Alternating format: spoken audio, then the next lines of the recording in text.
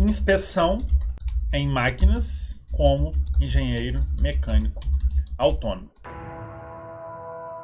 Todo serviço de engenharia mecânica vai demandar de uma inspeção. A forma correta, a forma segura, a forma que vai trazer um respaldo técnico para você é você fazer uma inspeção. Você vai inspecionar, você vai analisar aquele problema ou situação de engenharia. Então o cliente ele vai chegar com uma demanda para você, você vai avaliar a demanda, vai fazer a proposta, se o cliente aprovar a proposta, você vai fazer o contrato, emitir RT e vai agendar para você iniciar uma inspeção. E essa inspeção ela pode ser numa máquina, no equipamento, e quando eu falo máquina e equipamento, estou abrindo para qualquer tipo de máquina e equipamento. Então pode ser uma inspeção na casa de máquinas de um elevador, pode ser a inspeção de uma empilhadeira, pode ser a inspeção de uma casa de máquinas de climatização, ou de um equipamento, uma correia transportadora, pode ser um equipamento específico. Classificou como máquina ou como equipamento, você pode realizar serviço como engenheiro mecânico desde que seja de sua atribuição. Lá na resolução 218 tem esse assunto abordado do que você pode e do que você não pode. Agora, se todo serviço de engenharia mecânica precisa fazer uma inspeção, logo você precisa entender, precisa saber o que é importante considerar na hora, no ato de fazer uma inspeção. Então, por exemplo, uma inspeção precisa ter você presencialmente lá em loco ou, pelo menos, ter um representante. Como que funciona isso? Vamos supor, eu moro aqui no Espírito Santo e eu preciso fazer uma inspeção em São Paulo. Então eu entro em contato com um engenheiro mecânico anticrise lá de São Paulo, faço uma reunião com ele, explico a demanda e a gente vai discutir o que precisa ser feito. Ele vai fazer uma inspeção. Então ele faz parte do serviço, porque ele, de uma forma técnica, com o nome dele, vamos supor que deu um problema nessa inspeção, o nome dele está no meio também, porque foi ele que foi lá, fez a inspeção, né? Ele que passou as fotos, as informações técnicas conforme aquela visita. Então, ou você, engenheiro mecânico, vai fazer a inspeção, ou você pode fazer parceria com um outro profissional para realizar junto com você essa inspeção. Só que esse nome inspeção, ele pode gerar muitas confusões. Porque quando eu falo inspeção em máquinas ou inspeção em equipamento, a primeira coisa que você precisa entender é o quê? Em que preciso fazer inspeção e qual a finalidade da inspeção. Quer ver um exemplo? Será que a inspeção é para um laudo pericial proveniente de um acidente? Será que é uma inspeção periódica? Será que é uma inspeção extraordinária? Qual que é a diferença, por exemplo, de uma inspeção periódica para uma inspeção extraordinária? A periódica é que de 1 em 1 ano, de 6 em 6 meses, você vai fazer a inspeção. A inspeção extraordinária pode ser proveniente um problema. Eu vou te dar um exemplo. Eu tenho um cliente que ele está com um problema em um sistema de climatização. A cada 12 meses não tem um engenheiro acompanhando aquele funcionamento daquele sistema de climatização. Mas teve um acidente e aí esse cliente ele contratou o nosso serviço para fazer uma inspeção. Então eu classifico como uma inspeção extraordinária. A moral da história é que você precisa ter clareza no que você vai inspecionar e o porquê que você está inspecionando aquilo. Qual a finalidade? Porque isso aqui vai te ajudar a fazer o serviço de engenharia / ter clareza. E isso aqui, com certeza, vai te ajudar na precificação. E aqui está um dos maiores problemas que tem hoje. O engenheiro mecânico não sabe precificar. Por que o engenheiro mecânico não sabe precificar? Porque, na verdade, você, de uma forma clara, de uma forma detalhada, você não sabe o que precisa realmente ser feito naquela demanda do cliente. Você realmente não sabe o grau de complexidade que demanda aquele serviço que você está sendo contratado para fazer. Então, às vezes você acha que o cliente falou que eu preciso fazer uma inspeção nesse equipamento aqui. Eu vou cobrar R$2.000. Mas e se for um laudo pericial que você nem sabe? O cliente ele só pediu um laudo, uma inspeção, porque o advogado falou para ele. E aí você fecha o serviço com ele e depois você descobre que é um laudo pericial. Por que isso influencia no valor da sua inspeção? Porque um laudo pericial você precisa fazer um acompanhamento. Às vezes vai ter que fazer uma reunião com a advogada. Na grande maioria das vezes, o juiz pode solicitar a sua presença para explicações técnicas. Então, será que é apenas fazer uma inspeção? Ou eu tenho que tomar o cuidado e sim me preocupar com qual finalidade é essa inspeção? E no que você precisa fazer? Vai ser numa máquina ou equipamento? Vai ser numa parte da máquina? Vai ser num conjunto de redução? Vai ser numa área que tem alta periculosidade? Vai ser uma inspeção em um ambiente explosivo? São dois principais pontos que hoje, para a nossa empresa, isso já é um pouco mais automático, mas se você está começando agora a trabalhar como engenheiro mecânico autônomo, se você ainda não tem muita experiência, comece a focar nisso aqui, porque isso vai te trazer total clareza, total segurança e direcionamento no que você precisa realmente fazer naquela inspeção. Essa etapa aqui é a etapa INP, que é a etapa da inspeção. Para cá, você tem mais ou menos 5 etapas. E aqui também mais 5 etapas. Essa etapa aqui é a realização do serviço. E é por este motivo que você não deve só focar nessa etapa aqui. Porque ela é uma das 11 etapas, das 10 etapas que você ainda tem que cumprir como engenheiro mecânico. 5 antes de chegar na inspeção e 5 depois da inspeção. Quer ver uma etapa que entra aqui logo depois da inspeção? Laudo técnico. Quer ver uma etapa que entra antes da inspeção? Checklist. Então, se antes da inspeção você tem um checklist, depois da inspeção você tem um laudo técnico. Então, a realização do serviço é importante, obviamente, porque ela faz parte do processo que eu estou comentando aqui com você. Agora, eu devo olhar só para cá? Ou eu devo olhar só para cá ou só para cá? Não. Você, como engenheiro mecânico, se você quer se diferenciar, se você quer prestar serviço com segurança, com qualidade no mercado, você tem que se preocupar com as 5 etapas antes e com as 5 etapas depois. Porque é isso que vai te trazer um sucesso como engenheiro mecânico em cada realização de serviço. Então, vamos supor que você recebeu uma demanda, que é exatamente essa que eu estou mostrando aqui. Inspeção em equipamentos como engenheiro mecânico, a demanda é para você inspecionar uma correia transportadora. A sua demanda como engenheiro mecânico pode ser qualquer demanda. Pode ser uma demanda na área de climatização, pode ser uma demanda na área de exaustão, pode ser uma demanda diretamente na área de NR12, pode ser uma ponte rolante, pode ser um triturador. Você tem N possibilidades de serviço. Correia transportadora, eu acredito que todo mundo, de alguma forma ou de outra, já tenha visto, pelo menos falar no nome. Ela tira o material do ponto A até o ponto B. O objetivo dela é transportar o material dentro do espaço, dentro do local do pátio industrial, por exemplo, de uma forma que você consegue otimizar muito o espaço, transportar grandes quantidades de material sem precisar ter toda uma logística de máquinas, de grandes equipamentos. Então ela facilita muito o serviço em indústrias de vários segmentos. Galpão logístico, mineradora, empresa de reciclagem, empresa de fertilizante, empresas de pequeno, de médio e grande porte. Você pode ter uma correia transportadora. A pessoa está aqui, colocou material, esse material vem caminhando na correia transportadora até chegar no ponto B. Chegou no ponto B, aí aqui vai ter um ponto de descarga, ou uma pessoa vai pegar esse material. Existem várias configurações de processos, de correia transportadora, de logística, de automações.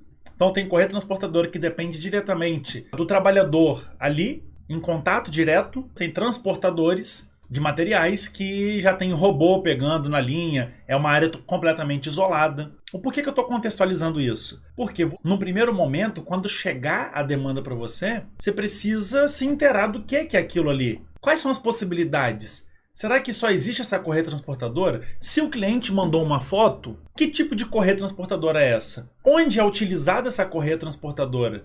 Como é utilizado?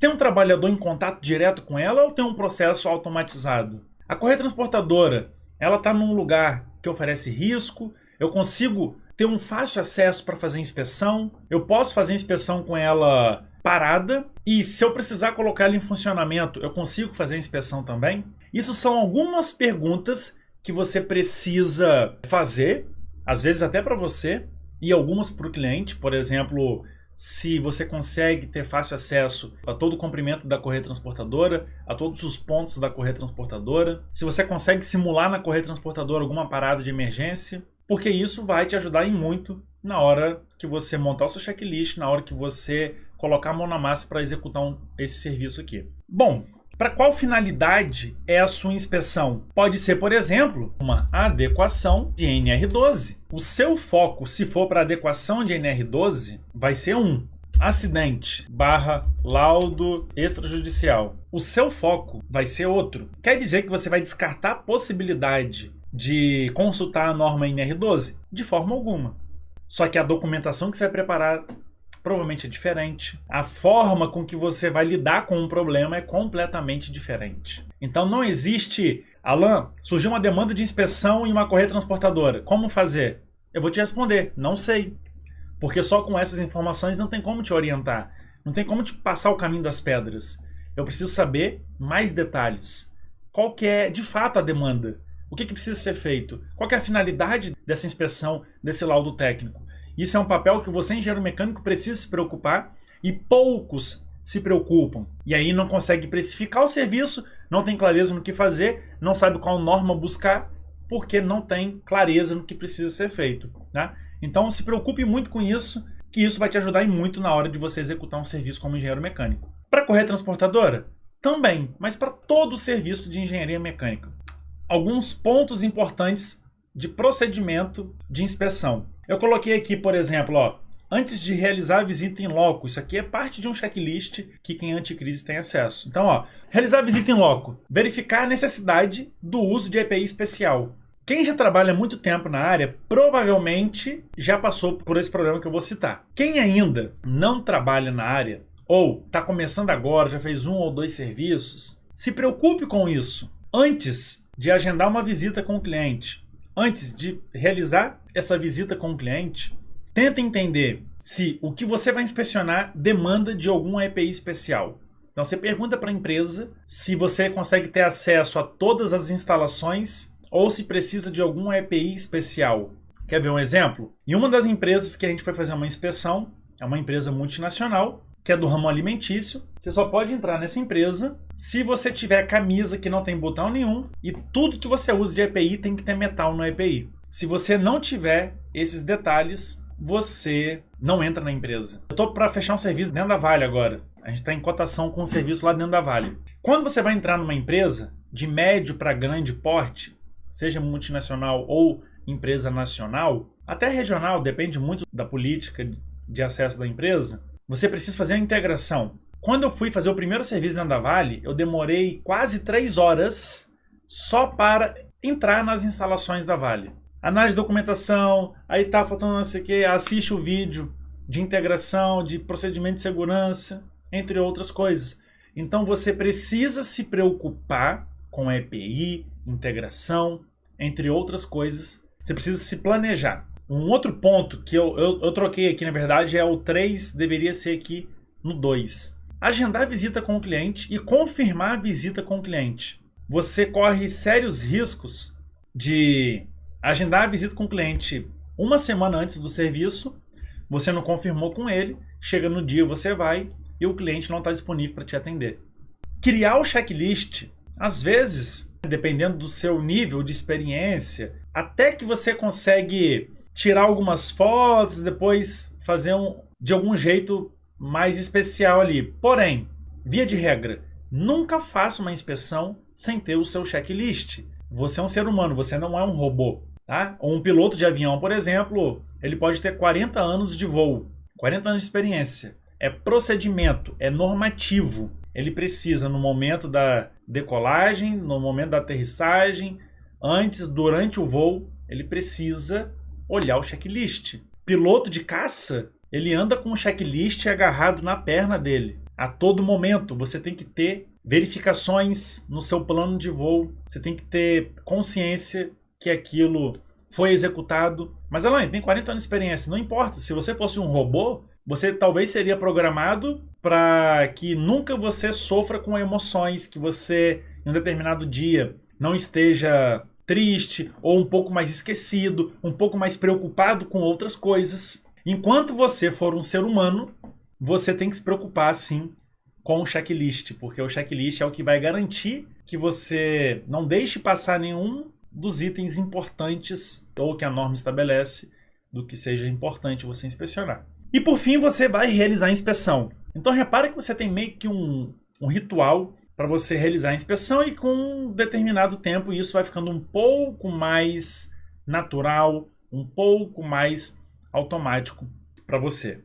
Bom, uma vez que nós vamos realizar uma inspeção em uma correia transportadora, o cliente chegou com a demanda para você e falou o seguinte: ô Givanilton, eu preciso que você faça um laudo nessa correia transportadora e o objetivo aqui do laudo é fazer uma inspeção periódica.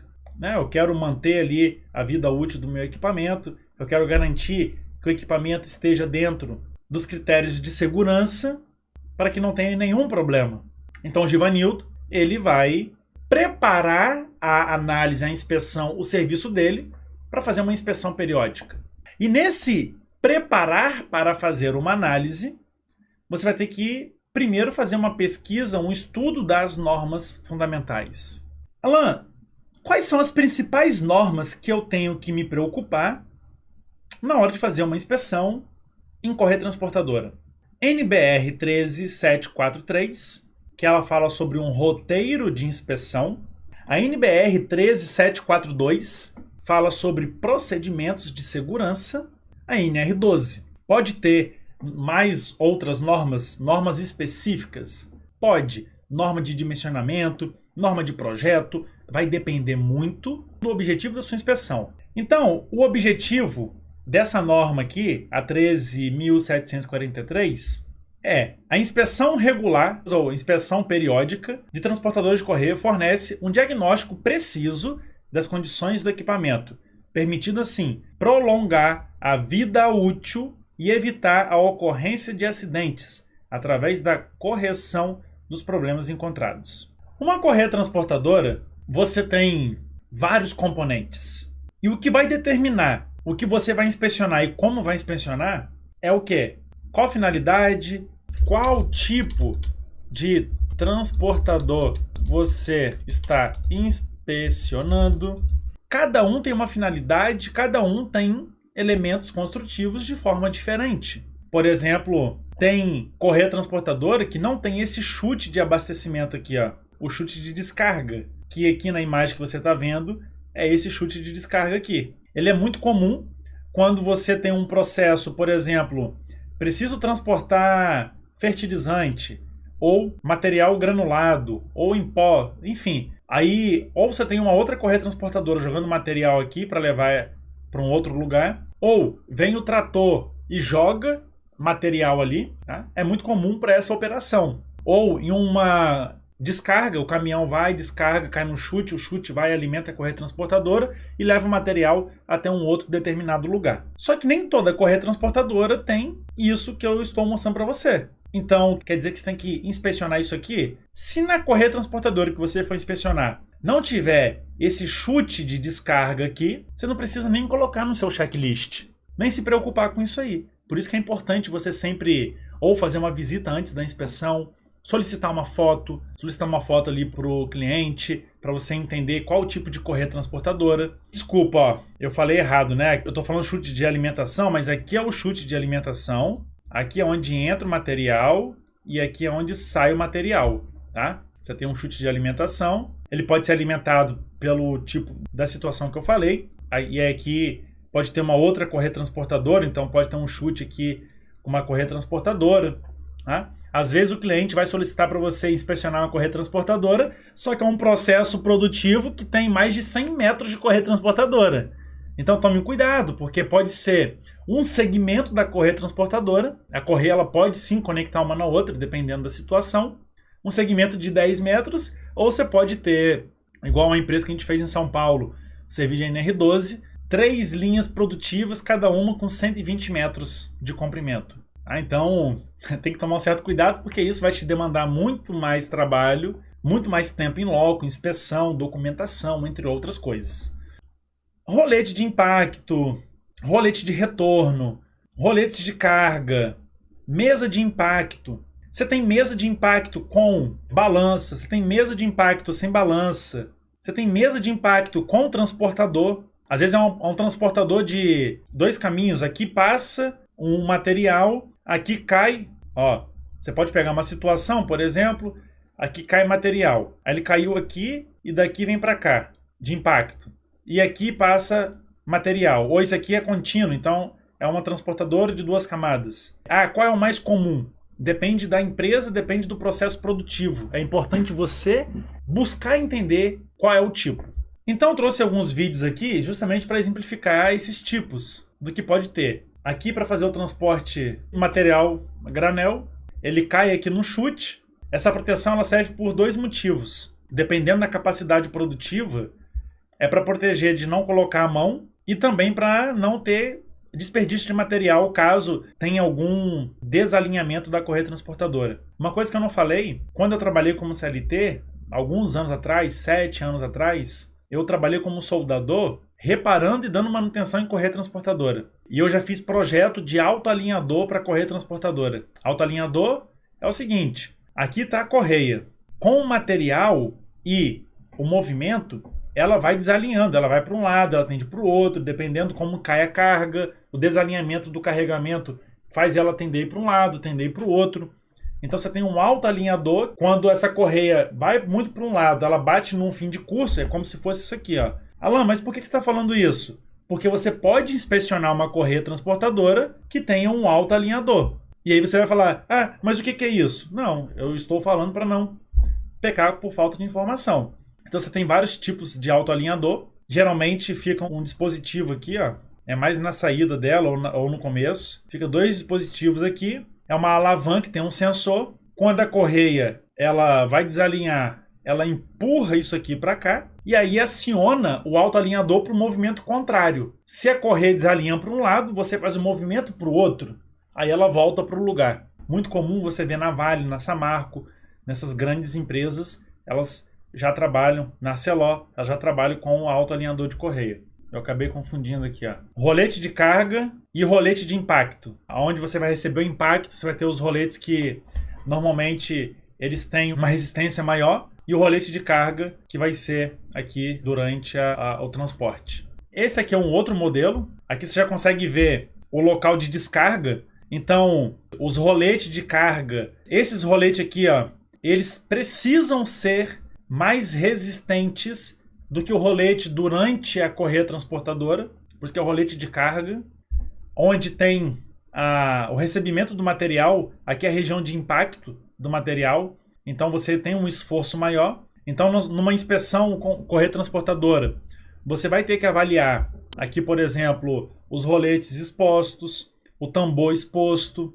a abertura da correia transportadora, a questão da manutenção, a questão da estrutura da correia transportadora. Essa aqui está totalmente fora da norma, essa correia transportadora. Aqui é um outro exemplo, mais simples que aquelas outras correias. Ela até tem rolete, geralmente ela tem a mudança no ângulo de funcionamento dela, ela tem um tambor ali na descarga e tem um outro lá no carregamento. Esse tipo de transportador é muito utilizado em centro logístico. No Mercado Livre, que a gente está fazendo serviço de incêndio, já entregamos serviço de incêndio, lá eles trabalham com isso aqui, ó.